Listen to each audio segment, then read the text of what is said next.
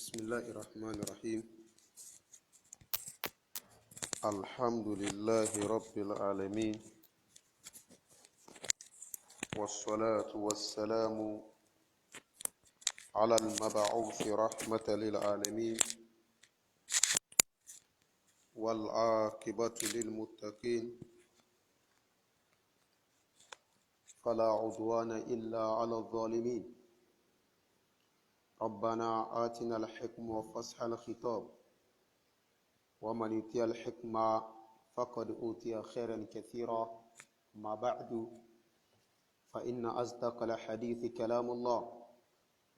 وخير الهدي هدي محمد صلى الله عليه وسلم،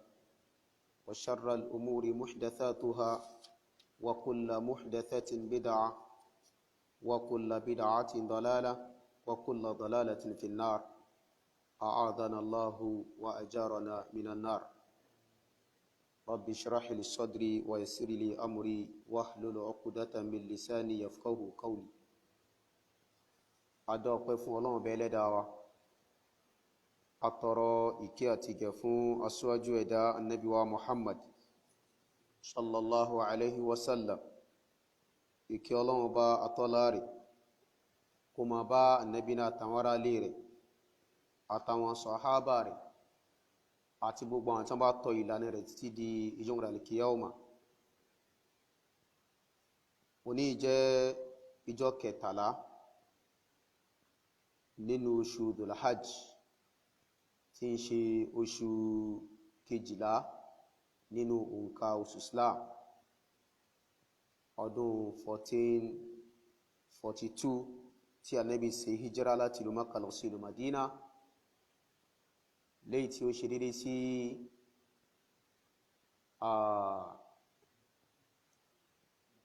ìjọ́ kẹtàléníogún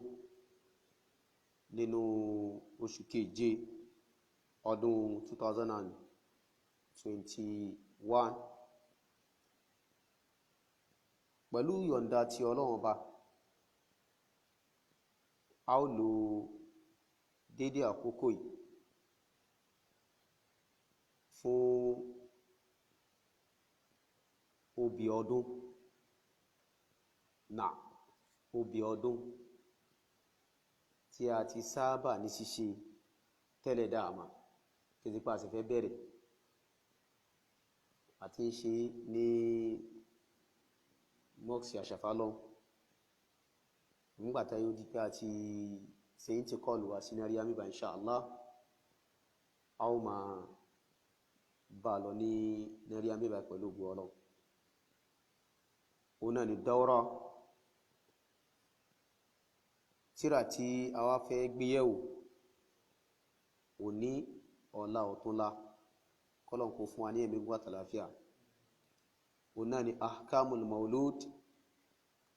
wa huququl abnai ala al-aba. Ahkamul maulud, àwọn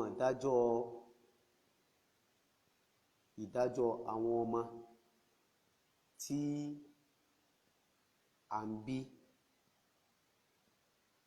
àti àwọn ìwọ̀ ọmọ tí ń bẹ lọ́rùn àwọn òbí. Èyí ni àkọlé tírà náà. Al-maulud kò ní ọmọ tí wọ́n bí tàbí ó yà bá mi, kí láwọn ìdájọ́ tó gorí ẹ̀, kí láwọn nǹkan tó yẹ ká ṣe fún ọmọ náà gbàrà tàbí irú ọkọ̀ orí ẹ ká sọ ẹgẹ́ tí báwọn àwọn nǹkan tí a máa gbéyẹ̀wò nìyẹn. Bákan náà, àwọn ìwọ̀ tó jẹ́ ti àwọn ọmọ yìí lọ́rùn àwọn òbí. Àfáà tí wọ́n kọ tírà yìí, wọn náà ni Abubakar bin al-Amin bin Sulaiman al-Anshawi rahmatullahi alayhi. Kọ́lọ̀n kó bá wa ṣe rahama fún àfáà yìí. Inú àwọn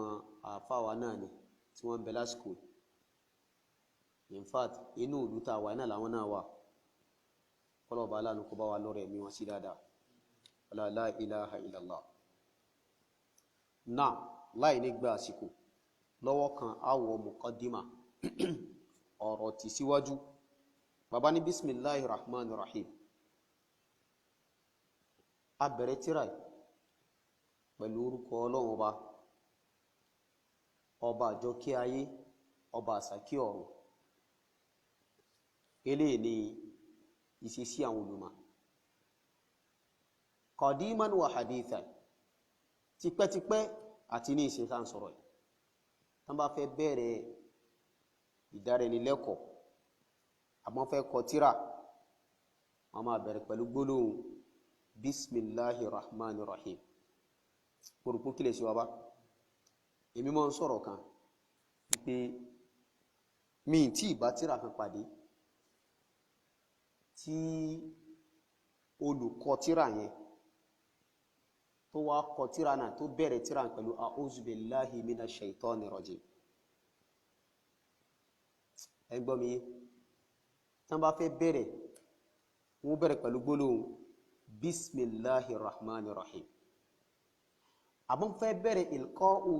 darsi kan bóyá ta'lim bá ṣe ṣe bá ṣe bẹ̀rẹ̀, wọ́n bẹ̀rẹ̀ pẹ̀lú a'udhu billahi minash shaitani rajim. Tá bá fẹ́ kí al-Qur'an la máa ń ṣe isti'adha. Ṣẹ́gẹ́ dìbà wallahu a'lam, kọ́lọ̀ bá lánàá kú fi ọ̀rẹ́ kú fi àjùbá ìlọ. Muqaddimatul kitab àbí ká ní muqaddimatul kitab àbí muqaddamatul kitab. Kò sí ìta ló bẹ̀ tí ó sì kíni tí ó sì dédé. Ọ̀rọ̀ tí ó jẹ́ ọ̀rọ̀ tí síwájú títí tíráì. Bàbá ní alhamdulillah, gbogbo ọpẹ́ thabitun lillah, ó fẹsẹ̀ múlẹ̀ ni, ka'inun lillah, ó jẹ́ fọ́lọ́run Ọba ni. Ọlọ́ọ̀bá wo ni ẹ? Ọba tó jẹ́ pé ó ní Olúwa gbogbo àgbáńlá ayé. Nahmaduhu, à ń sọpẹ́ fọ́lọ́run Ọba náà. Wa nasta'inuhu, bẹ́ẹ̀ náà ni à ń wá Ọlọ́run Ọba ní alárànṣe kó sí àrànṣe rẹ̀ kó ṣe fún wa. Wa nastaghfiruh, a sì ń wá Ọlọ́run Ọba ní aláforíjì kó ṣàforíjì àwọn ẹ̀ṣẹ̀ tí a ń ṣe ní kọ̀kọ̀ àti ní gbangba, kọ́nà kó ṣàforíjì rẹ̀ fún wa. Wa na'udhu billahi min shururi anfusina, bẹ́ẹ̀ náà ni à ń wá Ọlọ́run Ọba ní olùṣọ́, à ń wá ìṣọ́ Ọlọ́run Ọba kó níbi aburú ẹ̀mí ara wa. Wa min sayyiati a'malina, àti níbi àìdá àwọn iṣẹ́ wa. Man yahdihillahu fala mudilla lahu, dájúdájú sáká ẹni tí Ọlọ́run bá fi mànà kò sí ajú nínú tó lè ṣe kíni tó lè ju ẹni bẹ́ẹ̀ nù. Wa man yudlil fala hadiya lahu, ẹni tọ́lọ́run bá ti wá kọ àìní mànà fún, omi ìgbìyànjú rẹ̀ wallahi ò ní fi mànà. Ó yá bábí wa ashhadu an la ilaha illallah, à ń jẹ́rìí pé kò sí tá máa ń jọ́sìn fún lódodo àfọ́lọ́ Ọba nìkan subhanahu wa ta'ala, ọ̀kan ṣoṣo ni kò ní olórogún. Wa ashhadu anna muhammadan abduhu wa rasuluhu, bẹ́ẹ̀ náà ni à ń jẹ́rìí pé dájájú Muhammad ẹrú Ọlọ́run Ọba ni, ànábì wa Muhammad bẹ́ẹ̀ náà ni òjíṣẹ́ Ọlọ́run Ọba ni. Amma ba'd, lẹ́yìn eléyìí bàbá ní fahadha kitabun wajizun fihi masailu wa ahkamun tata'allaqu bil mawlud. Eléyìí ni tírà tí ń bẹ wájú wa tó jẹ́ pé wọ́n ṣe ní ìyóndoro, wọ́n ṣe ní kíni ìyóndoro. ń bẹnu tírà yìí àwọn issues, àwọn ohun tó ní ṣe pẹ̀lú àwọn àdájọ́ tata'allaqu bil mawlud, tó ní ṣe pẹ̀lú kíni ọmọ bíbí, ọmọ táa bí. Wa hukukul abna, tírà yìí ó tún bẹnu rẹ̀ àwọn ìwọ̀ àwọn ọmọ tí ń bẹ lọ́rùn àwọn òbí. Wa hadha al-mawdu', wọ́n ní ṣẹ̀rí àkọlé yìí jadirun bi an yudarrasa fil masajid, bi an yudarrasa fil masajid wọ́n ní sharia àkọlé yìí jadirun in tó tọ́ni jadirun in tó yẹni kí wọ́n máa ṣe ìdárẹnilẹ́kọ̀ọ́ ẹ̀ nínú mọ́sálásí kí sí mọ́sálásí kan masajid kí wọ́n ṣe ń bì kí wọ́n ṣe lọ́w kí wọ́n ṣe ní gbogbo àwọn masajid kama lo tíra as ìtumọ̀ fi ṣe ìdárẹnilẹ́kọ̀ọ́ fún àwọn al'umma nítorí àwọn àǹfààní tí ń bẹnu ẹ̀ wal majalis àti àwọn majalis àwọn ibùjókòó tí wọ́n ti ń ṣe ìdárẹnilẹ́kọ̀ọ́ mà ó yá bábí in tó yẹ kí tíra ní gbogbo ìgbà kama sí kíni kí wọ́n máa fi ṣe ìdánilẹ́kọ̀ọ́ fáwọn ènìyàn ni nítorí àwọn àǹfààní tó kó sínú ẹgẹ́ ti bá pàápàá jùlọ tẹ́ bá ti ẹwà àwùjọ wa àti àkókò tá a bára wa a rí pé gbogbo nǹkan ti dàrú àfààní Ọlọ́run ọba kí wá ló tún àwùjọ wa ṣe kí ló tún àyíká wa ṣe òun náà ni ìmá kà nípa ọ̀rọ̀ Ọlọ́run ọba ọ̀rọ̀ Ànábì wa Muhammad lórí bí àwọn ẹni ìsájú ṣe gbọ́yé gẹ́gẹ́ bá ṣe ń ṣe èdè ni ó tún àwùjọ ṣe so ìwà máa karó àwọn tírà báyìí ní àwọn mọ́sálásí ká máa karó àwọn tírà báyìí ní àwọn ààyè ibùjókòó àwọn majalis àti bẹ́ẹ̀ bẹ́ẹ̀ lọ ilé yìí yóò mú àtúnṣe wá sí àwùjọ wa pẹ̀lú rẹ̀ òbí ó mọ ìwọ rẹ̀ lórí ọmọ ó mọ ìwọ rẹ̀ lórí àwọn òbí ẹ̀ tá bá bímọ kí la ṣe fún pẹ̀lú àwọn kan wọ̀nyí á mọ̀ bó ló ṣe ká ṣe kó ọmọ wa irú ọkọ̀ olú ẹ̀ká fún ọmọ wa àti bẹ́ẹ̀ bẹ́ẹ̀ lọ gbogbo irú àwọn ìdárẹnilẹ́kọ̀ọ́ yìí yóò máa là wá lójú sí n tó ṣe déédéé súnà tànábì wa Muhammad sallam kó níbi kíni n tó jẹ́ bídíà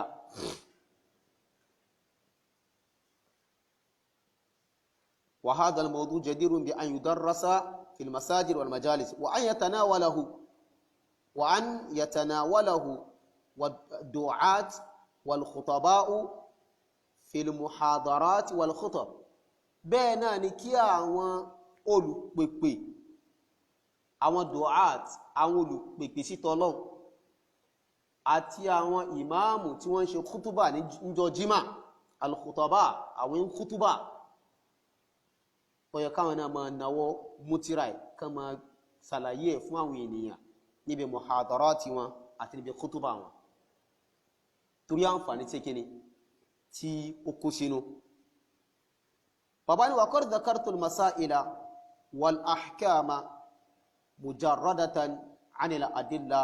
wal maraji' bàbá ní ti pàápàá mo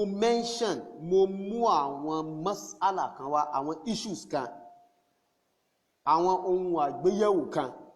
mo mú wọn wá sínú tírà bẹ́ẹ̀ náà ni àti àwọn ìdájọ́ kan mo mention rẹ̀ sínú tírà àwọn ìdájọ́ yìí mujarrada 'anil adilla wal maraji' ẹ má gbọ́rọ̀ ẹ dákun ẹgbà yìí o tírà àfóòkan mọ́ àwọn ìdájọ́ wá ni yóò sì mọ́ mú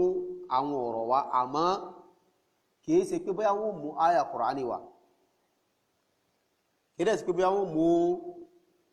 hadithi wá mujarrada 'anil adilla wal maraji' mi ò ní mú àyà Kùránì wá tí ń sọ̀rọ̀ lórí kíní ẹ̀ àbí hadith tí ń sọ̀rọ̀ lórí kíní tí bá wà ṣe bẹ́ẹ̀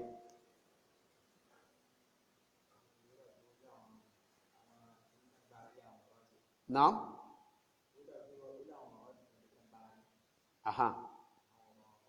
Tí wọ́n gbára lé, wọ́n kọ̀rọ̀ yọ ọ̀rọ̀ yẹn lásán. Ṣé kò yẹ kán fi ẹ̀rí ọ̀rọ̀ yẹn, ibi tí wọ́n ti rí ọ̀rọ̀ náà, àbí ẹ̀rí tí ń tọ́ka sí iṣu tí wọ́n mú wá yẹn, at least yẹ kán mú ẹ̀rí ẹ̀wà náà. Ní ìṣẹ́jú fún ilápẹ̀jú Akhdari, Ishmawi,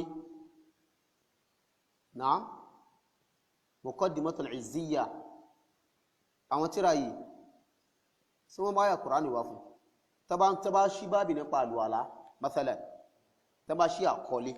nípa àlùwàlá ẹ rí pé ẹ ní rí àyà kan tí ó mú wá abẹ́ẹ̀kọ́ ni ó kàn ní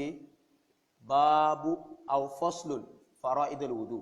pé àkọlé ní tí ó kọ́ nípa àwọn ọ̀ràn yàlùwàlá ó sì mọ́ mẹ́ṣà àwọn ọ̀ràn yàlùwàlá náà without ipe bóyá wọ́n mú àyà Kùránì wá fún a máa ti mọ̀ pé àwọn nǹkan tí wọ́n mention yẹn àyà ń bẹ tí ń sọ kíni tí ń tọ́ka sí tó bá padà sínú Suratul Maida ó rí àyà náà ẹgẹ́ tiẹ̀ tán bá ṣí báàbì nípa haid in tí a ń pè ní ẹ̀jẹ̀ oṣù tán bá ṣí báàbì ń parẹ̀ wọn ò ní mú àyà wá wọn ò sì ní mú hadithi wá wọ́n kọ̀rọ̀ sọ̀rọ̀ lórí kíni lórí tá ń pè ní haid ni àmọ́ àyà ń bẹ tí ń sọ̀rọ̀ nípa haid náà bí ó sì àyà ń bẹ tí ń sọ̀rọ̀ nípa rẹ̀ hadith ń bẹ tí ń sọ̀rọ̀ nípa rẹ̀ bí ó sì hadith ń bẹ tí ń sọ̀rọ̀ nípa rẹ̀ ṣẹ́dígẹ́ dìbàbí so uslubu yẹn náà ni bàbá lò láàrin bàbá kan rọra mọ́rọ̀ bí mélòó kan wá ní ó sì tó bọ́ sínú bábí mi without pé wọ́n mú àyà tí ń sọ̀rọ̀ nípa ọ̀rọ̀ yìí wá ṣùgbọ́n àyà náà ń bẹ hadith náà sì ń bẹ kí ni ìdí tí àwọn afáàfin máa lórí uslubu yẹn at least tá bùkátà náà ni pé ká build àwọn ẹ̀ lórí kíni lórí delil lórí nusus lórí usul àìbẹ̀ẹ̀kọ́ ni ká build àwọn ẹ̀ lórí bẹ́ẹ̀ but kí ni hikma tí máa ń fi ń fà tó jẹ́ pé àwọn apá kan fún òun ní mú delil tí ń sọ̀rọ̀ lórí masala wa kí ni ìdí náà kí ni hikma tó wà bẹ́ẹ̀ sí ń bẹ́nu uslub ipe afẹ́ ṣe ìdánilẹ́kọ̀ọ́ kákà mọ́rọ̀ wà lásán láì fi ẹ̀rí bákẹ̀ èyí ló fà táwọn apá kan náà àwọn shabab máa fi ń fẹnu àtẹ́kà àwọn tíra Akhdari Ishmawi Izziya kai ó ní tíra àkídà kan mujmal usul ahli sunna wal jama'a fil àkídà uslub tó náà lónìí náà ti Sheikh Abdul Karim Al-Aql rahmatullah alayhi uslub táwọn náà lónìí yìí sì sọ̀rọ̀ nípa àkídà ni wọ́n kọ̀rọ̀ mọ́rọ̀ wà pé àkọlé tí ó pa nípa al-iman arkanul iman lápèjúwe wọ́n sọ̀rọ̀ mẹ́ṣà àwọn arkanul iman yẹn láì ní mú nasi hadithi wà láì ní mú háyà wà mo wá ń jù sí ní kí ni ìdí tí àwọn olùmọ̀ fi ń ṣe bẹ́ẹ̀ náà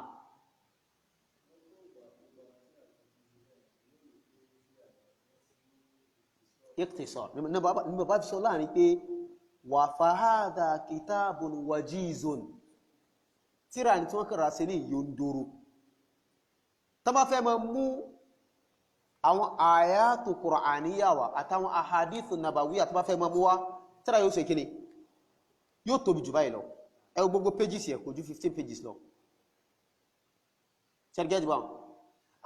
wọ́n ṣe bẹ́ẹ̀ ni láti fi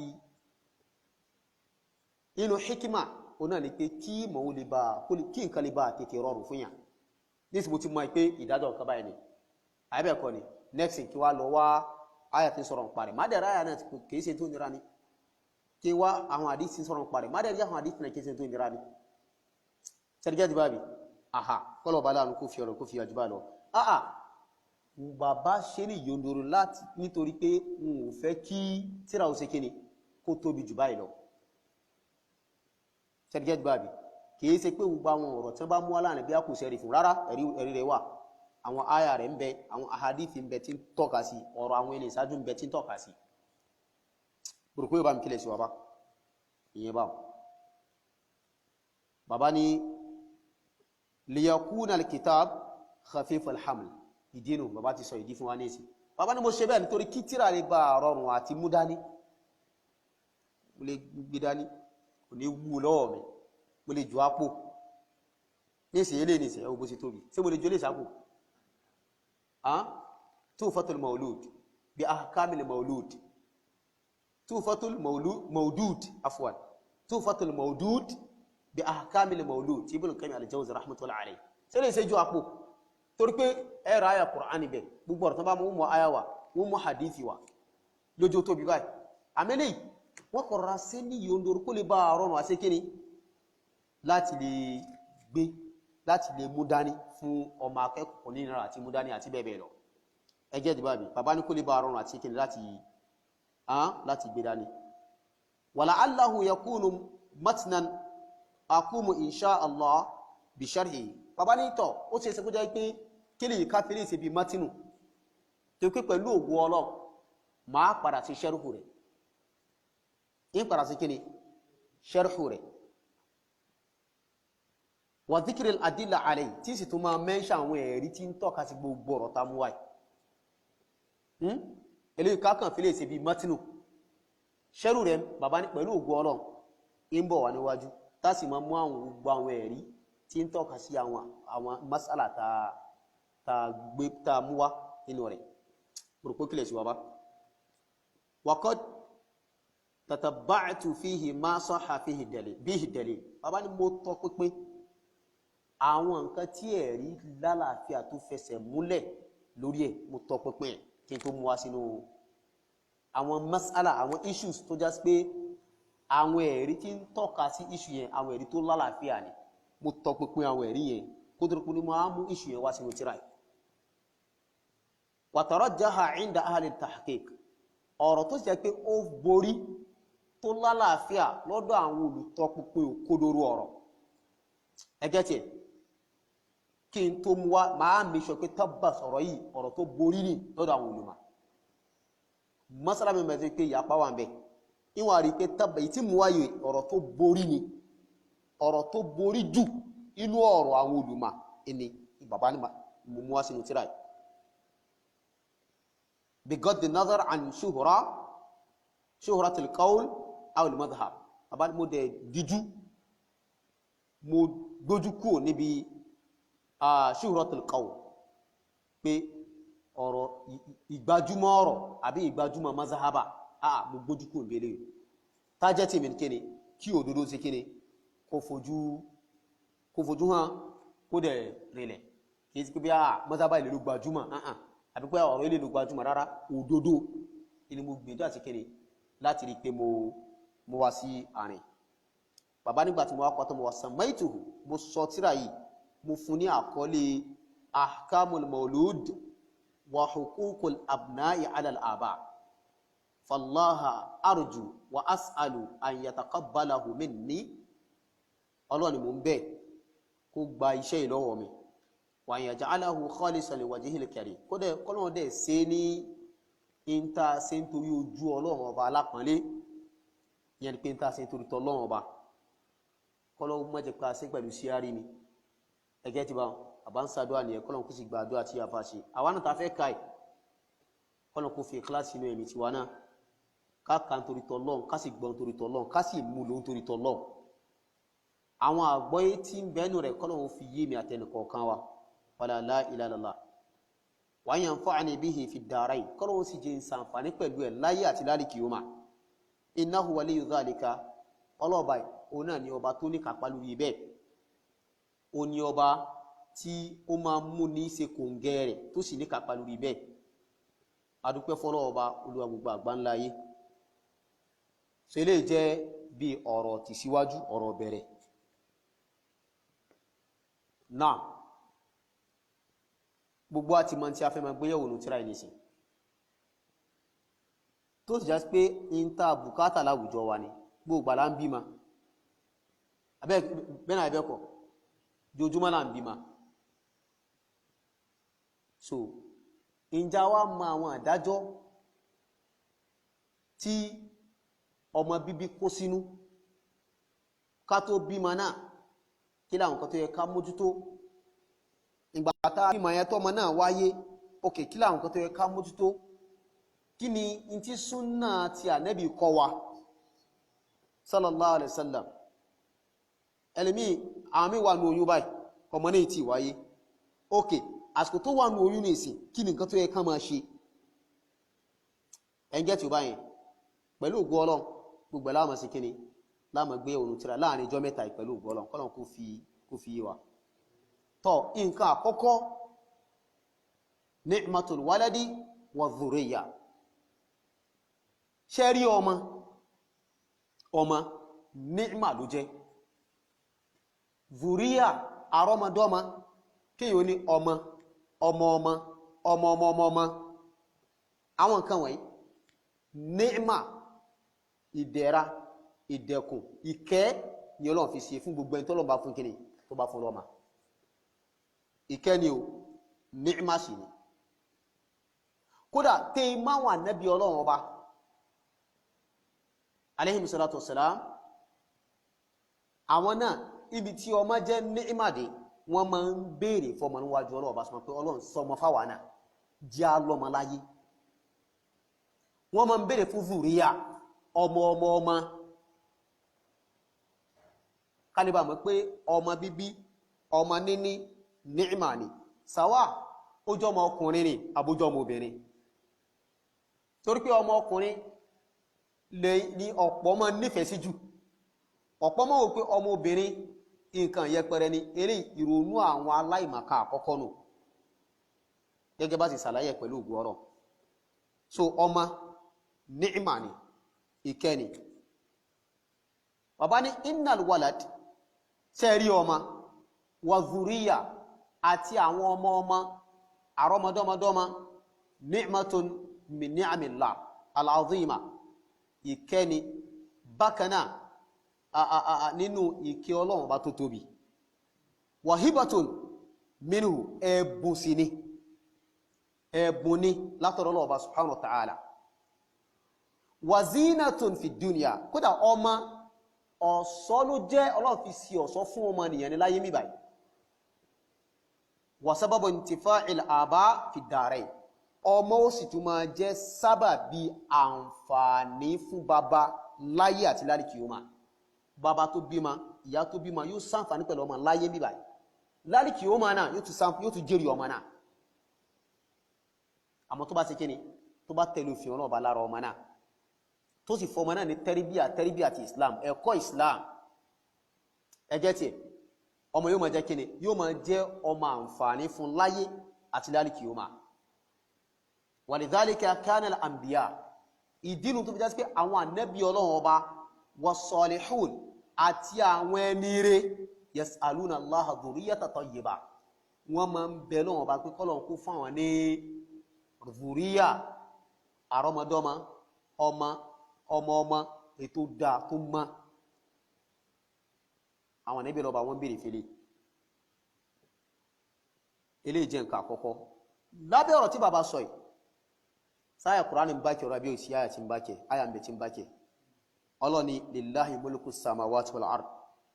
yakhluqu ma yasha yahabu liman yasha'u inathan wa yahabu liman yasha'u dhukur aw yuzawwijuhum dhukuranan wa inathan wa yaj'alu man yasha'u aqima innahu alimun qadir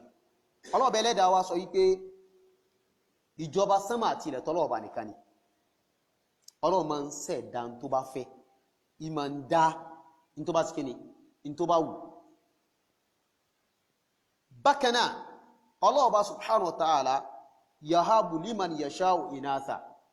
Ọlọ́run máa ń fún ní ẹ̀bùn ìmọ̀ ń ṣe ní ẹ̀bùn fún ẹni tó bá fẹ́ o kí ní ó ṣe lẹ́bùn fún inatha abo yóò ní kó bímọ obìnrin kó kàn máa bímọ obìnrin lẹ̀ wa yahabu liman yasha'u adh-dhukur Ọlọ́run bá sì máa fún ẹni tó bá fẹ́ ní kíni ní ọmọ ọkùnrin yóò kàn máa pa ọmọ ọkùnrin kalẹ̀ ni aw yuzawwijuhum dhukuranan wa inatha àbí kó mix ẹ̀ fún wọn kó rò pọ̀ dhukuranan wa inatha dhukuranan akọ abo tó bá bí akọ àbíabo tó bá bí akọ àbíabo gbogbo àwọn ànábì Ọlọ́run kò sí ètí òlélẹ̀ ànábì mi ń bẹ abo nìkan ní kan palẹ̀ ìyẹn ni pé ọmọ obìnrin kan ní kan bí kò lọ́mọ ọkùnrin ìbẹ̀ náà nẹ́bí mi ọmọ ọkùnrin nìkan ní kan bí kò bímọ ọkùnrin kò bímọ obìnrin ó sì ìbẹ̀ náà nẹ́bí mi tọ́lọ́ sí kíni tọ́lọ́ tó rò pọ̀ fún ẹgẹ́ tiẹ̀ bákan náà wá ní wa yaj'alu man yasha'u aqima Ọlọ́run tó wá máa ń ṣe ẹni tó bá fẹ́ ní kíni yóò ṣe ní àgàn kò ní gbọ́n kankan tó ìfàyílẹ̀ kò ní lọ́mọ láyé ìbẹ̀ náà níbi ọlọ́ba tí ò lọ́mọ tó fi kú ẹgẹ́ ti bábi aha bí anábi Zakari anábi Yahaya alayhi salatu wassalam ẹgẹ́ gbọ́n Akímù lòun òun òbí mọ́ tó fi sáláìsì annabi Yahaya annabi wa Muhammad sallallahu alaihi wasallam ọlọ́m orù pọ̀ fún ni ó bímọ ọkùnrin ó bímọ obìnrin ọmọ mélòó náà bíbí ọmọ méje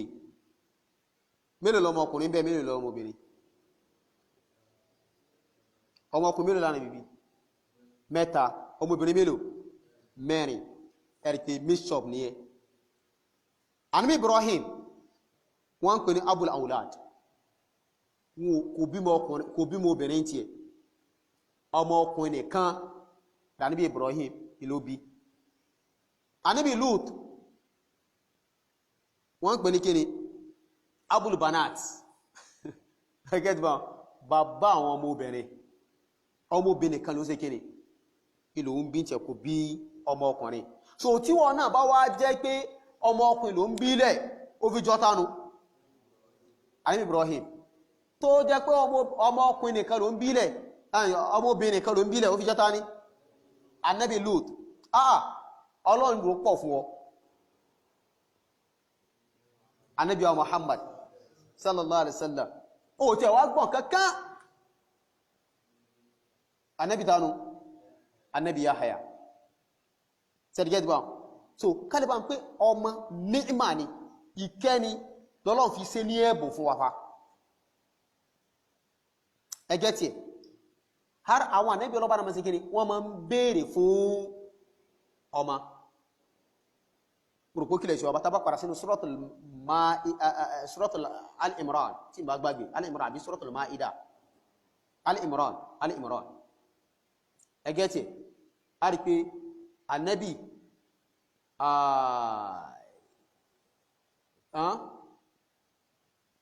ìrántí okò ànábì tó ń sọ pé ìrúlúwà mi habli min ladunka dhurriyatan tayyiba habli min ladunka dhurriyatan tayyiba innaka sami'ud du'a ànábì ọlọ́ọ̀bá ni ń bèèrè fún kíni dhurriya tó má ọmọ ẹgẹ́ dìbà àti bẹ́ẹ̀ bẹ́ẹ̀ lọ eléyìí jẹ́ pọ́ìntì àkọ́kọ́ lábẹ́ ni'matul walad wa dhurriya wọn lẹ́ẹ̀kejì wà ni'matul walad wọ́n ní ṣe rí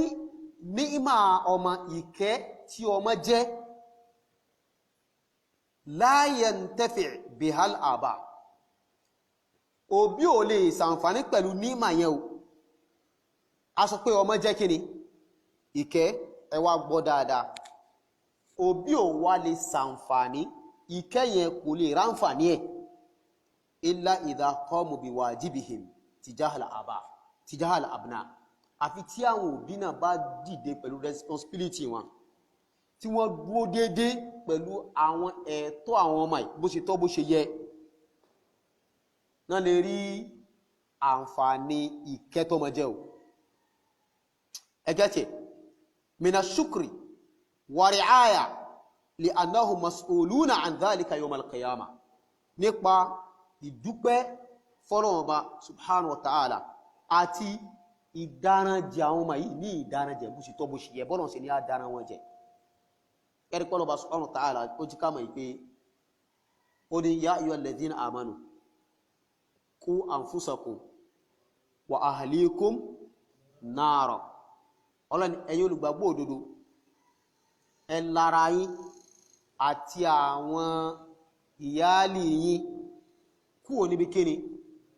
náàrà iná kan tó já sí pé in tí wọ́n ma fi kó iná náà kíni annasu wal hijara ni ọmọ ni àti òkúta ló ma fi kó iná náà tó láàrin ẹ̀rí pé Ọlọ́run jí ká mọ̀ pé dẹ̀rẹ̀ ká sí kíni ká lára wa ká lẹ̀mí ara wa àtàwọn ìyálì wa kúrò níbi kíni ìjìyà náà bó láti wá lára kó ń bẹ̀ àfi ká mójútó ìwọ̀ àwọn ọmọ ẹ̀tọ́ àwọn ọmọ àfi ká mójútó bó ṣe tọ́ bó ṣe yẹ pòròpó kílẹ̀ ṣùgbọ́n bá so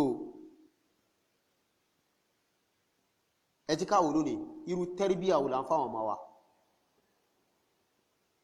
ìwọ òbí ma kalẹ̀ bẹ́ẹ̀ ó dàmú pẹ̀lú tẹ́rìbíyà ọmọ rẹ̀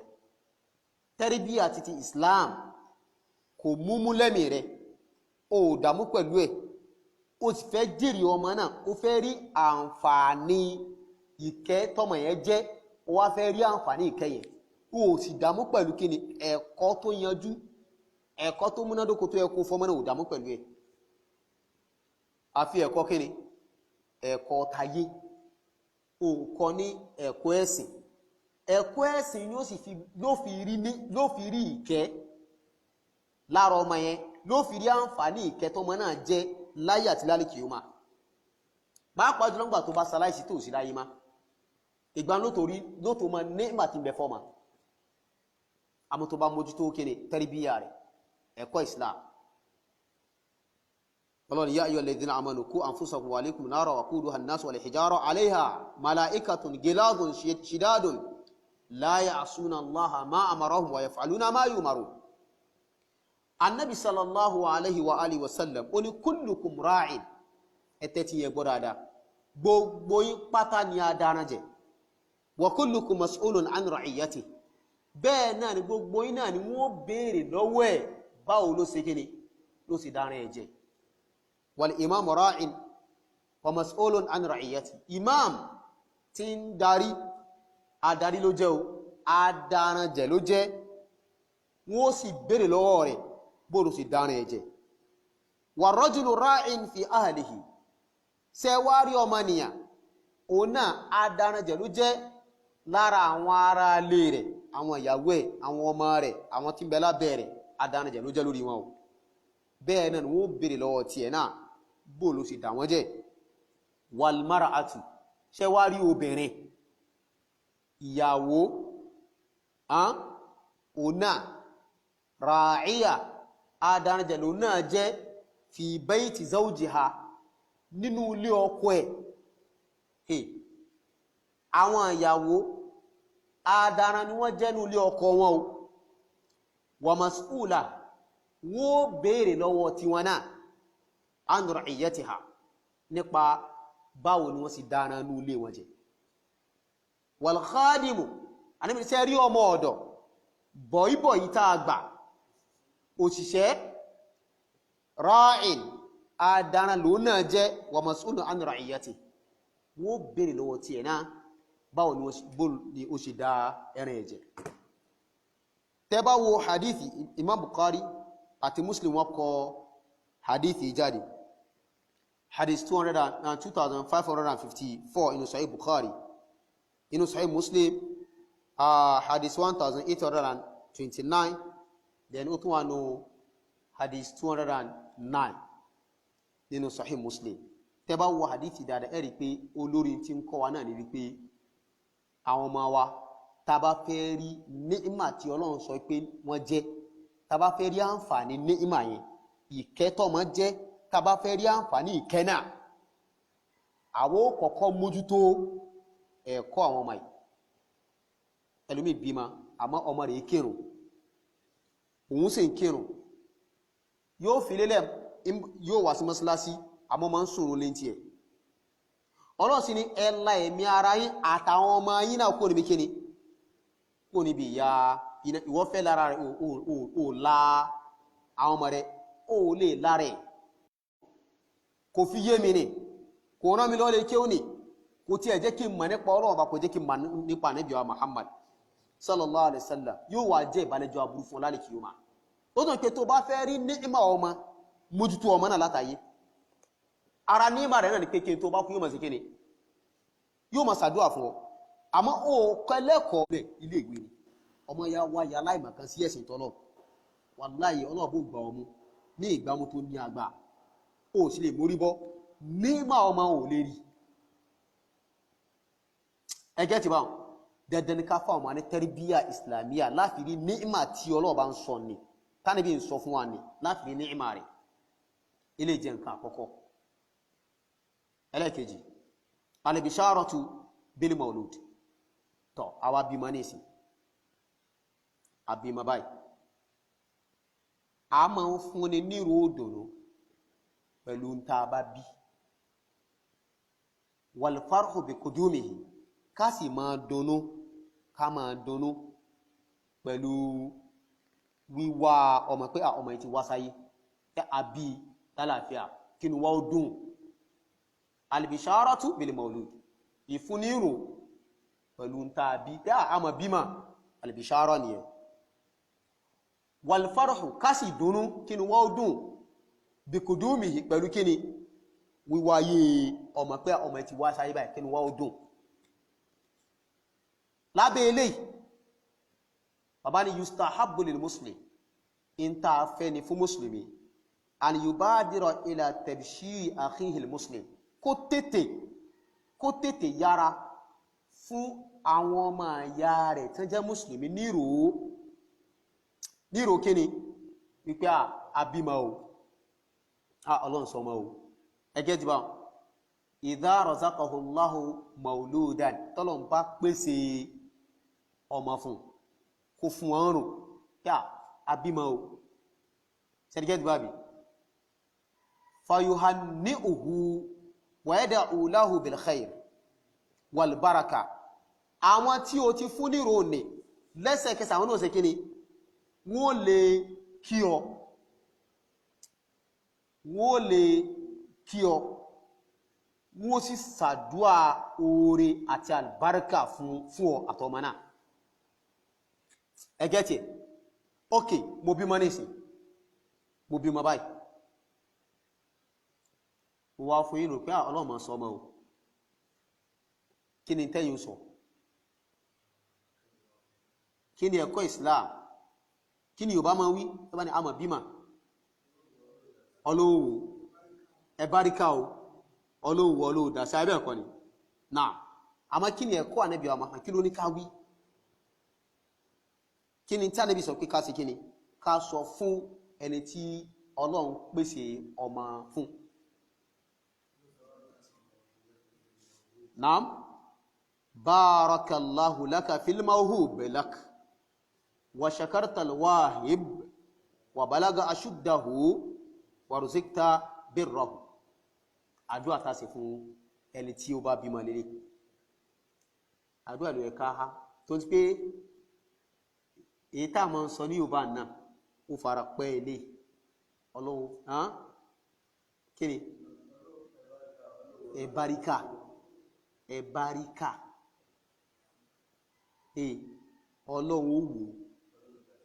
Ọlọ́run ó dá sí ẹ̀gbọ́n ọmọ Ọlọ́run sí àwẹ́ ẹ̀kọ́ ni àhá a rí pé eré náà falaba àti ṣàlá ṣẹ́gẹ́t bank because àwọn sígà tó dáa ni àwọn gbónà tó dáa ni kò dẹ̀ sí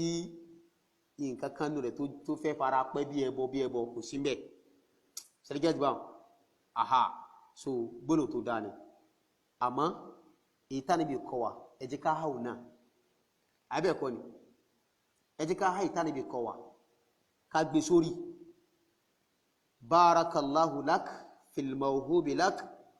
wa shakarta alwahib wa balaga ashuddahu wa ruzikta birrahu kí ni túmọ̀ rẹ̀ barakallahu laka fil mawhubi lak ọlọ́ọ̀bá ó rọ́jò albarka fún tí Ọlọ́run bá pèsè fún tí wọ́n fún ọ lẹ́bùn almawhub ẹ̀bùn tí wọ́n fún ọ ní Ọlọ́run kó sí kíni ó fi albarka sí fún ọ barika náà kan àbẹ́ ẹ̀kọ́ ni tí ó bá mọ̀ wí barika wa shakarta alwahib kó dẹ̀ sọpẹ́ fún tani alwahib tani alwahib ọba tó pèsè ọmọ fún ọ sọpẹ́ fún wa balaga ashuddahu kọ́lọ̀n jẹ́ kọ́mọ̀ yóò kó sí kí ni kó dàgbà kó dépò àgbà láti lè dúó fún rẹ̀ ẹgẹ́tì àhá kó nù dàgbà ẹ̀rì pé indirect wọ́n sára pé kò ní kú mọ́ lọ́wọ́ nù àyẹ́bẹ̀kọ́ ni àhá kó dàgbà kó dógbó ìyẹn ni pé kó nù lè dúó fún rẹ̀ kó dépò ipé ó lè ti stand fún rẹ̀ then waruzikta birrahu Ọlọ́run sì pèsè kó ṣe rọrùn fún ìtẹ̀lé àṣẹ rẹ̀ kọmọ ilé máa tẹ̀lé àṣẹ rẹ̀ ẹ̀rí pé àdúrà tó dáa ni ẹgẹ́ jùlọ ṣe lè ní tí àníbì kọ wà so ká gba tító pẹ̀lú àníbì tá bá ṣe lè náà kò sílẹ̀ àmọ́ ká kọ́ sí ti àníbì Muhammad sallam bẹ̀rẹ̀ ni ká fi eléyìí tí ìsìpẹ́tọ̀ ọlọ́run wọlé òdà wọ́n máa ìlà àbálẹ̀ wallahu a'lam. tó ẹ ti wá kiri báyìí ní ìsìn pẹ̀lú tálíbì ní ká fi kíra wa wa yaruddu alayhi al-muhanna'u la ẹni tí wọ́n congratulate pẹ̀lú ọmọ tí ọlọ́run ṣe fún kí wá lóòónú òwì nígbàtẹ̀ ti bí ilé fún mi kí lèmi náà òwì fún yín èmi náà sọ pé barakallahu laka wa baraka alayka wa jazakallahu khairan wa razaqakallahu mithla ìtẹ́mi ló fi dá padà fún yín nù ọlọ́run kó rọ́jò àlùbáríkà fẹ́ yìí náà na'am kó rọ́jò àlùbáríkà lè lórí kọ́lọ̀n bá ń san ilẹ̀ san olóore kọ́lọ̀n sì pèsè irú tó ṣe fún mi náà kó ṣe kíni kó ṣe fẹ́ yìí náà kó kílẹ̀ ṣùgbọ́n bá ilé ni àdúà tí ó ṣẹ̀ wá látọ̀dọ̀ Ànábì wa Muhammad sallallahu alaihi wasallam ilé jẹ́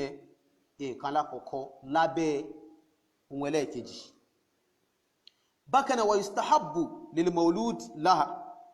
an yudhhira al-farha wa surura bi qudumi mawludihi in ta fẹ́ ni lábẹ́ sharia àtọ́lọ́ fún ẹni tí wọ́n bímọ fún al-mawlud lahu ẹni tán bímọ fún bàbá tán bímọ fún nìyẹn an yudhhira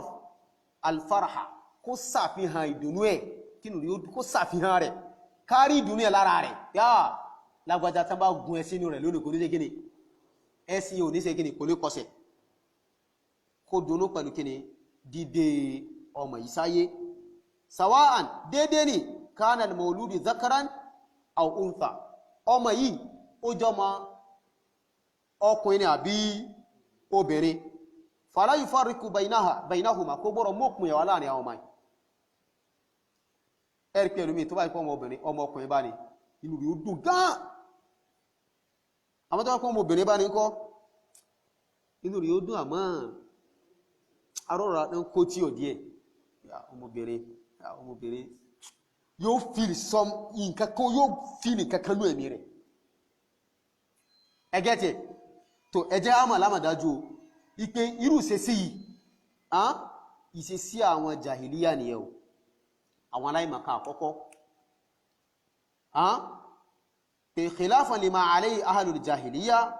wa jahalatu hadha zaman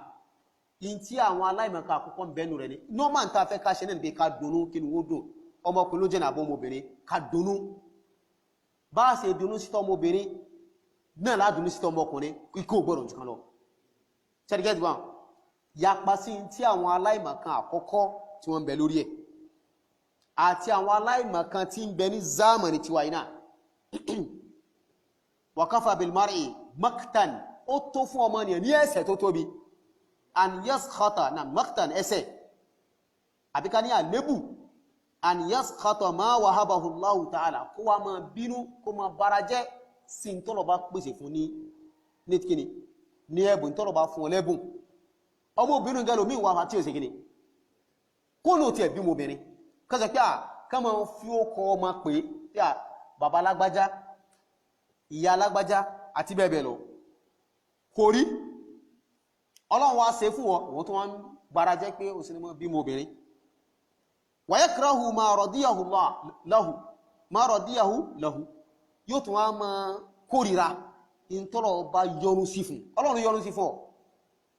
ọlọ́run yọ́nú sí bẹ́ẹ̀ fún ọ pé kó bí mobìnrin yẹn má bara jẹ́ má bọ́kàn jẹ́ má feel somehow lára pé o bí mobìnrin ìmá nírù ìṣesí lára ìṣesí àwọn aláìmọ̀kan àkọ́kọ́ ni o yóò bá mi kílẹ̀ sí wọ́n ìwà àwọn aláìmọ̀kan àkọ́kọ́ nù ọlọ́ni wa idha bushira ahaduhum bil untha dhalla wajhuhu muswadda wa huwa kazim yatawara minal qawmi min su'i ma bushira bi ayumsikuhu ala hunin aw yadsuhu fi turab ala sa'a ma yahkumun Ọlọ́run ní àwọn aláìmọ̀kan àkọ́kọ́ àwọn kèfèrí kan tó gbé ànábì dìde as òjíṣẹ́ kánẹ́bí tó di ànábì ìṣesí àwọn aláìmọ̀kan àkọ́kọ́ nìyẹn Ọlọ́run tẹ́ bá ń fún wọn nírò nípa pé wọ́n bímọ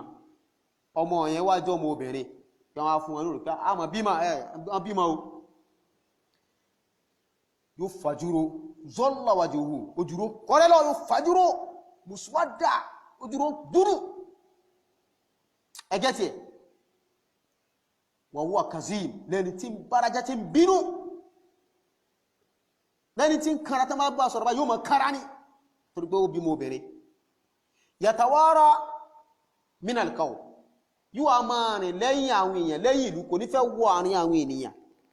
kò ní fẹ́ wọ àárín àwọn èèyàn yóò máa rìn lẹ́yìn èèyàn lẹ́yìn ìlú nítorí ìbànújẹ́ kíni ìró wípé ó bímọ obìnrin tí wọ́n fún yóò a máa ronú ayumsikuhu ala huni ṣé kó wọ́n gbé ọmọ yìí lórí ìyẹpẹrẹ ni sáàjẹ́ máa ń tọ́ l'option àwọn èèyàn dúsù fi tọrọ àbí kó lọ rí mọ́nù yẹpẹ kó lọ ṣẹ́kiri kó lọ bó mọ́nù yẹpẹ ọlọ́ni sáà máa yà kò mọ̀ ìyí tí wọ́n ń dálẹ́jọ́ ń tó burú jáì ni nǹkan dálẹ́jọ́ ń tó burú jáì ni bọ́n ní ṣe lásìkò jahiliya ni mú ìfẹ́ rọ́mọ obìnrin in fact ẹ̀yin obìnrin ẹ má bínú o ọ̀rọ̀ ọlọ́ba là ń kà yìí o kẹtún wá lè bá wọn pé Islam ló wá gbé yìí ló gbé àpọ́nlé fún yín ó yẹ kẹ́ wá pàtàkì Islam ní ẹ̀yin obìnrin lásìkò àìmọ̀kan lọ́n bẹ́ẹ̀ sì jẹ́ ni wọ́n máa ń sin obìnrin láàyè ni wọ́n máa ń sin obìnrin láàyè ni téèyàn bá bí mọ́ni tó jọ́pọ̀ ọmọbìnrin ni tí wàá fẹ́ gbé nígbè pétọ̀ sáàdé máa gbé nígbè yẹpẹrẹ jẹ́ ọmọ tọ́jú rẹ̀ àti bẹ́ẹ̀ bẹ́ẹ̀ lọ yóò lọ rí mọ́lẹ̀ láàyè in fact ìmí gan ó lè tọ́jú rẹ̀ tí ó dàgbà á sì lọ sin á jẹ́ lọ gbẹ́lẹ̀ á sì rí mọ́ bẹ́ẹ̀ tó ti dàgbà láàyè ibi tó obìnrin yẹpẹrẹ dé in fact ibi tí wọ́n kórìíra obìnrin dé lásìkò ní téèyàn bá kú tó fi dúkìá lẹ̀ tó fọmọ obìnrin lẹ̀ kí ló ṣe gbogbo tó ṣe tó fi lẹ́rẹ̀ yìí ẹ̀rí pé wọ́n pín ní ogún àìbẹ̀kọ́ ni ọmọ obìnrin bẹ́nu tí wọ́n pín mógún ìyàlábájá ìpín ti yínú bàbá tamadùn ìpín ti yínú wọ́n pín mógún ni ara tí wọ́n kà mógún ni lọ́mọ obìnrin jẹ́ lásìkò ni à ń gbà tí Islam dé ń kọ́ iná ọlọ́ni obìnrin náà ní ẹ̀tọ́ tiẹ̀ tẹ́ẹ̀fún ni kìí ṣe pé pín náà mógún ẹgẹ́ tí ó máa bá so àwọn fún obìnrin náà ní kíni ìpín tẹ̀lé zakari mithlu hadhil unthayai ṣẹ́rẹ́gẹ́ tí bá bí ọlọ́run wá la àwọn obìnrin kúrò nínú aburú ká máa pín ọmọ ogún ìbá mi kílẹ̀ sí wa bá tọ̀ so bí àrìn sí jẹ́ ni ẹ̀ kíyàn máa kórìíra kó mọ́ ma banújẹ́ nígbà tí ó bá bímọ obìnrin mo rò pé àrìn kílẹ̀ sí wa tọ́ lẹ́yìn náà lábẹ́ eléyìí wa idha qala al-mubashsharu lahu bil mawlud ẹni tí wọ́n fún nírò ẹni tí wọ́n fún rò pẹ̀lú ọmọ bíbí tó bá sọ wípé alhamdulillahi alladhi bi ni'mati tatimmu salihat wa khara ala al-ard sajidan shakira lillahi ta'ala faqad wafaqa as-sunnah nínú ẹ̀kọ́ tó ní wọ́n fún yín ní rò pé ẹ ma bí mi ìyàwó yí ma bí ma tọ́ èyàn ṣe déédé súnnà tàníbí wa Muhammad kó sọ wípé alhamdulillahi alladhi bi ni'matihi tatimmu salihat kíyàn wí gbóló yìí yá gbogbo ọpẹ́ kó ma jẹ́ ti Ọlọ́run ọba tó ṣe wípé pẹ̀lú ìkẹ́ rẹ̀ ó ní gbogbo tó dáa ma fi ń pé gbogbo tó dáa pẹ̀lú ìkẹ́ rẹ̀ ní ma fi ṣe kíni ní ma fi ń pé kíyàn wí gbóló yìí tẹ́ bá wí tán wa kharra ala al-ard kó wá lọlẹ̀ kó wólẹ̀ lẹ́ni tó fi orí balẹ̀ fọ́lọ̀ ní ìforí balẹ̀ pé ń dúpẹ́ fọ́lọ̀ ọba subhanahu wa ta'ala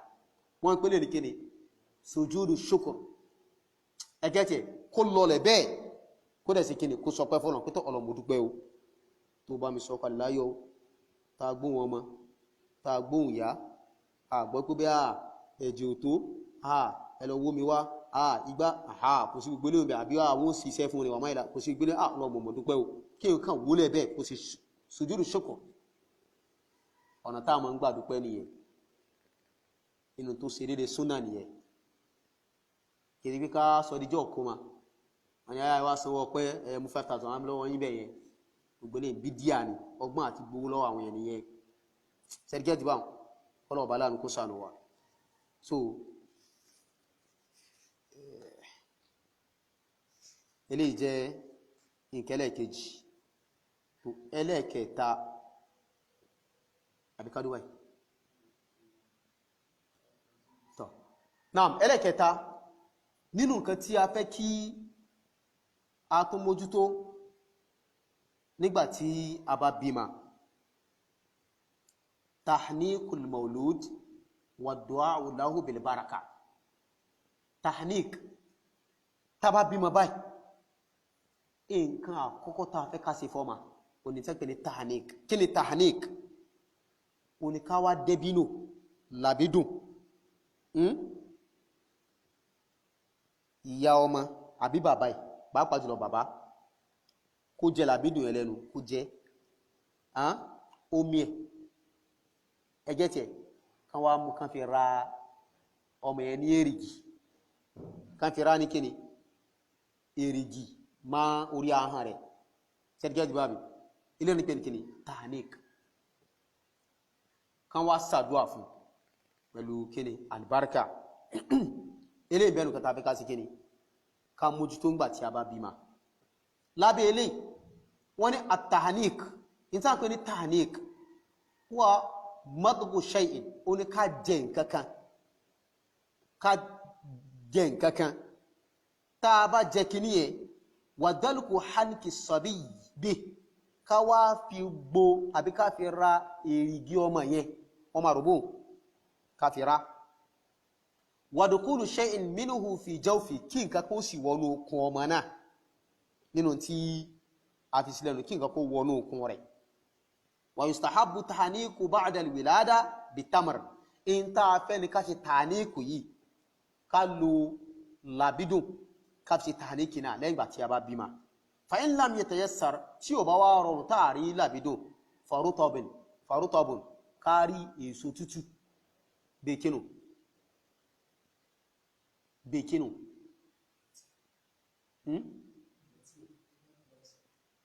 aha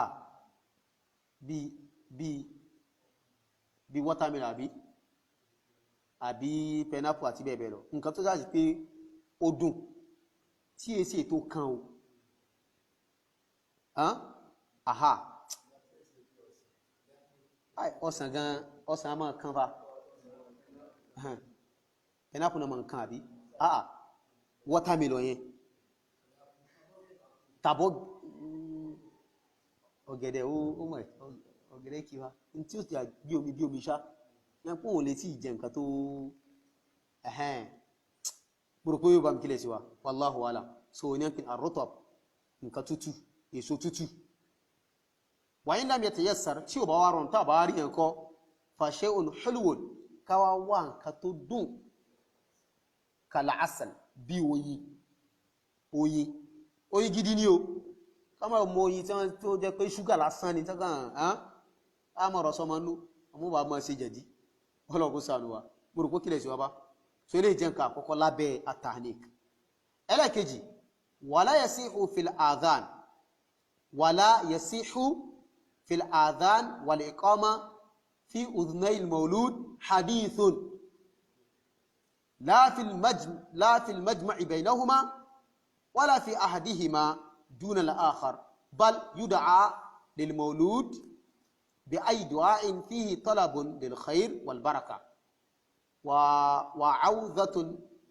min ash-sharri wash-shaytan bàbá ní nǹkan kò lálàáfíà o náà nǹkan kò lálàáfíà o níbi tó ní ṣe pẹ̀lú ìrun pípè ní àbí ká ṣe ìkọ́mà náà ká pèrún àbí ká ṣe ìkọ́mà sí etí ọmọ méjèèjì hadith kan kò lálàáfíà lórí bẹ́ẹ̀ kò sí ètò lálàáfíà pé ká da etí méjèèjì pọ̀ ká ṣe ìkọ́mà àti ìrun pípè àbí ká ṣe ìkọ́mà nìkan àbí ká pèrún nìkan kò sí hadith kan tó lálàáfíà lórí bẹ́ẹ̀ bal in ta sì ní pé yúdà lil maulud àdúà ni wọ́n ṣe fún ọmọ tí ó wáyé ni pẹ̀lú èyíkéyìí àdúà tí a fi ń wá oore àti àlùbáríkà àti àdúà tá ṣe tá fi wá ìṣọ́ fún ọmọ ìkó níbi aburú shaitan gbogbo kílẹ̀ tí wá bá tọ̀ bet ọ̀rọ̀ tí bàbá sọ láàrin inshallah tó bá di lọ́la ká tó tẹ̀síwájú pẹ̀lú gbọ́ọ̀lọ́ àrọ̀rà mú ọ̀rọ̀ ráńpẹ́ wá lórí ẹ̀ ọ̀rọ̀ kílẹ̀ tí wá bá torí àsìkò àtúpà àfẹ́jọ́ wà kan lọ so ká dúbà inshallah tó bá lọ́la a ó tẹ̀síwájú èyí tàbí tó ṣe dédé kọ́lọ̀ mọ́dún wọn ládàá rẹ̀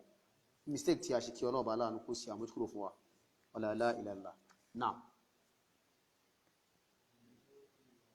wa antum jazakumullahu khairan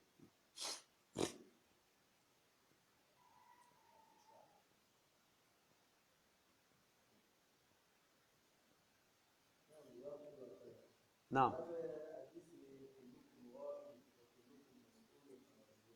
náà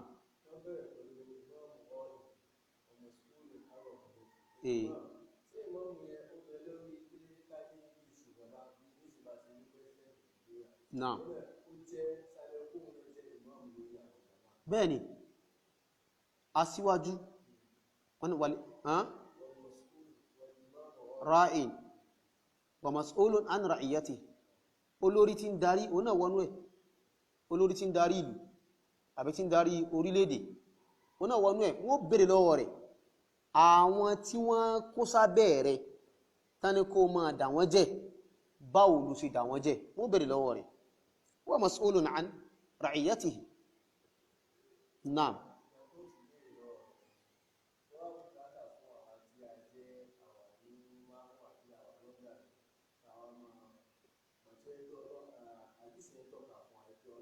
wọ́n bèèrè lọ́wọ́ naam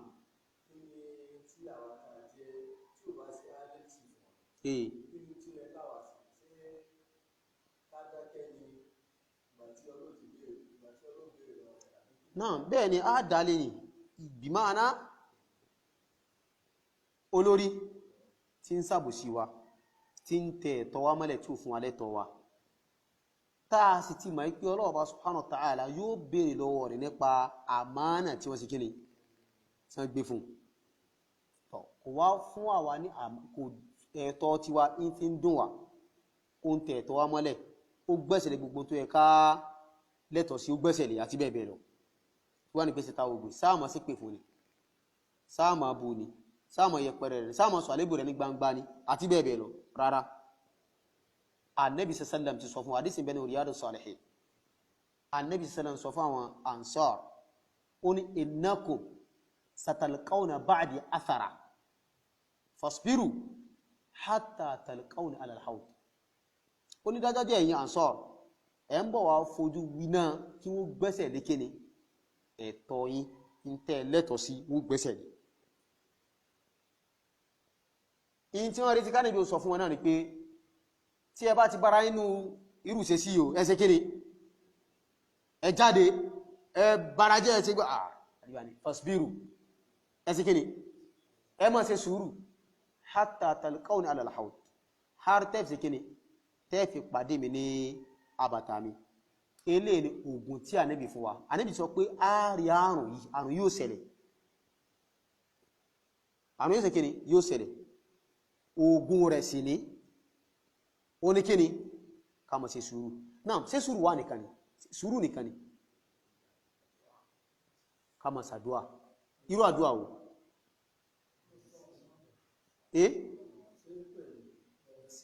àti nasiha a má ṣàdúà fún wọn pé kọ́lọ̀ kó bá sí kíni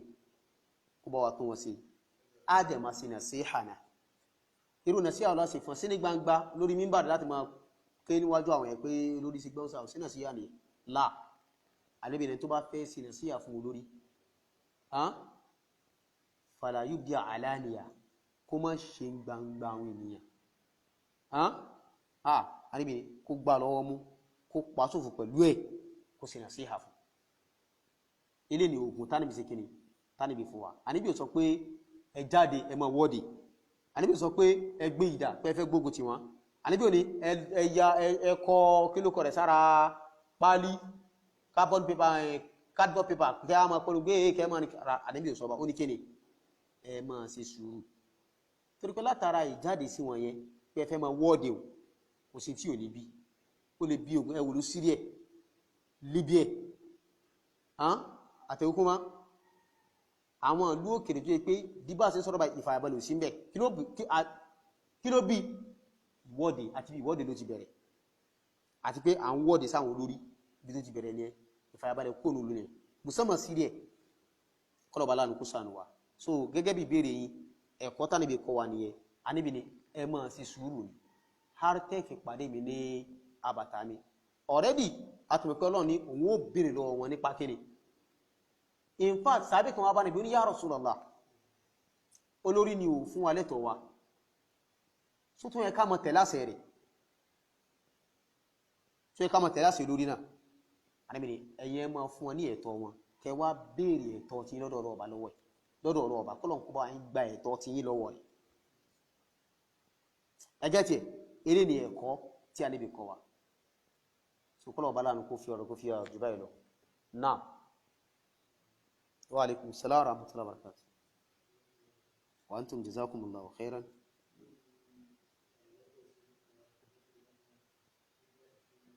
naam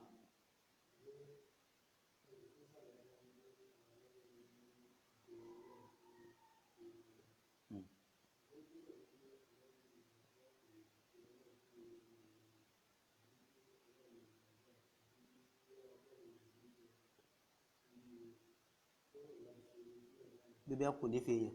naam annabi Yahya alayhi salatu wasalam ta sọ pé òun bímọ akíìmù ni tó fi ṣaláìsí kò lọ́mọ láyé ní àwọn ustaz wa ń bèèrè pé ok ṣé lè ń túmọ̀ sí pé Ọlọ́run bò nífẹ̀ẹ́ rẹ̀ ni àbí ṣé lè ń túmọ̀ sí pé bóyá àdúrà rẹ̀ ò gbà ní tá a mọ̀ pé àwọn ànábì lọ́ba mọ̀ ń bèèrè fún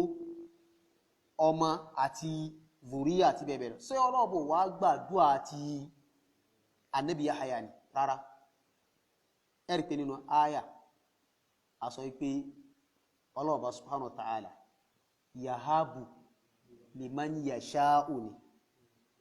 inathan wa yahabu liman yasha'u dhukuran aw yuzawijuhum dhukuranan wa inathan wa yaj'alu man yasha'u ibi tẹ́ ọ̀dá láì nìyẹn man yasha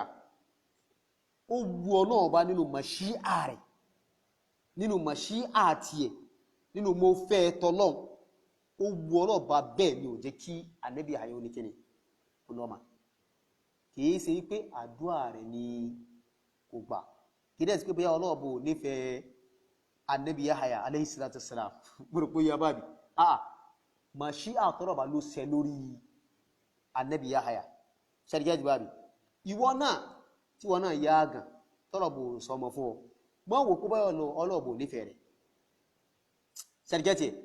mọ́ kà sí pé Ọlọ́run bò nífẹ̀ẹ́ mi ní òjò fún mi lọ́mọ wà ó lè jẹ́ pé Ọlọ́run bá nífẹ̀ẹ́ rẹ̀ ju gbogbo anybody lọ àmọ́ ní hikima tọ́rọ̀ fi hàn pé mọ́jẹ̀ fún ọlọ́mọ láyé tó pé olóòmọ hikima tó wà ń bẹ̀ tó pé tọ́lọ́wọ́ bá ṣí gàgà hikima fún ìwọ́gbọ́n sọ pé àpẹẹkẹ́ lọ́mọ tó tọ́nà fún rẹ̀ ẹ̀gẹ́ wọ́n sọ pé àpẹẹkẹ́ lọ́mọ ó sọ nídà lọ́wọ́ kan ní àmọ́ ọlọ́mọ fi hikima yẹ pamọ́ fún ọ láti fi tẹ́sì ìgbàgbọ́ rẹ̀ láti fi ògbó ìgbàgbọ́ rẹ̀ ṣe kíni báwo ló ṣe dúró sí òfin tèmi Ọlọ́run bá subhanahu wa ta'ala ṣẹ́díkẹ́ dìbà nínú ìbẹ̀nu hikima gbà mí tọ́lọ́ ọmọ fi ń sẹ́lù mí lágán ó lè jẹ́ pé ọmọ ni ó ṣe òkúpa ó lè jẹ́ ọmọ ni ó ṣe sábà bí ìwọ náà rẹ̀ naam ìmọ̀ ṣẹlẹ̀ bá ń dáadáa pé ọmọ nǹkan ni ó sì wá ṣe sábà bí kíni alákàrẹ̀ wájú Ọlọ́run subhanahu wa ta'ala ọlọ́run àdé òkè àwa fẹ́ kó jẹ́ ní ipa wájú àwọn Ọlọ́run naam àwọn àdé òkè ọmọ a suspend ẹ̀ fún ó mọ̀ rí àlùbáríkà láti fi ọmọ ní fún ọláyé bíbà Ọlọ́run gbàdúrà bí gbàdúrà ó gbàdúrà torí pé tó bá lè fún láyé ni yóò halaka ọmọ ni ó jẹ halaka fún nínú hikima nìyẹn àmọ́ wallahu a'lam Ọlọ́run fi ma hikima rẹ̀ jù ṣẹ́gẹ́dùbà Ọlọ́run fi ma hikima rẹ̀ jù ẹ wà Nábì Nuhu alayhi salatu wassalam tó ipò ńlọ́mọ àmọ́ mọ̀rẹ̀ kí ló yà kí ni ọmọ Nábì Nuhu yà katangari kèfèrí ó yà kèfèrí hánúgbà tọ́rọ fẹ́ kó ìparun bá ìlú náà bàbá ń pè ọmọ rẹ̀ pé ọmọ mi máa bọ̀ wá kò sí tó lè láọ́ lónìí àti kó máa bọ̀ wá sínú bíbá inú ọkọ̀ ojú omi ọ̀nà rárá o sàáwí ìlà jabal máa gun òkè àpáta ìlọ ya'simuni minal ma' yóò lámẹ́ bí omi ìlẹ́yìn ló parun anẹ́mì inú ìsòkè ìrọ̀ o òní kò sí nǹkan kan tó lè láyìn lónìí o ibẹ̀ parun sọ́rọ̀ bá lónìí ìparun ti dé kò sọ̀rọ̀ fún yín ó padà parun pẹ̀lú àwọn tó parun ni àyẹ́bẹ̀kọ́ ni ó parun pẹ̀lú àwọn tó parun ni tí Ọlọ́run máa ń wo ìyẹn gbà mí wà ní fún ìyànlọ́mù ó lè jẹ́ pọ̀ ọmọ inú òsè kíni ló jẹ́ sábàbí kíni alákàrí ṣẹ́dgẹ́jì bàbí Allahu alam náà tọ́ èyí tí awí tó ṣe dédé kọ́lọ̀ mọ́dún aládàá rẹ̀ àwọn àyè tí a gbà ṣe àwọn àṣìṣe abẹ́lẹ̀ ọba subhanahu wa ta'ala kọ́lọ̀ kó sàmójú kúrò fún wa wala la ilaha illallah bí a ṣe wá bẹ̀rẹ̀ pẹ̀lú bismillah kọ́lọ̀ jáwé rẹ̀ pẹ̀lú alhamdulillah àwọn àṣìṣe tá a máa ṣe kọ́lọ̀ kó sàmójú kúrò fún wa torí pé ẹ mú sí mọ̀ sọ pọ́lọ́pọ́ gbà ọmọ nìyàn ni wá kò sí bá ti lè ṣe mistake wa ibi tá bá ti ní torí wá bá ti mi abẹ́lẹ̀ ọba subhanahu wa ta'ala kọ́lọ̀ kó foríjì gbogbo etí tó bá gbọ́ àti ahọ́n tí ó ké jáde wala la ilaha illallah subhanaka allahumma hamdik ashhadu an la ilaha illa anta astaghfiruka wa atubu ilayk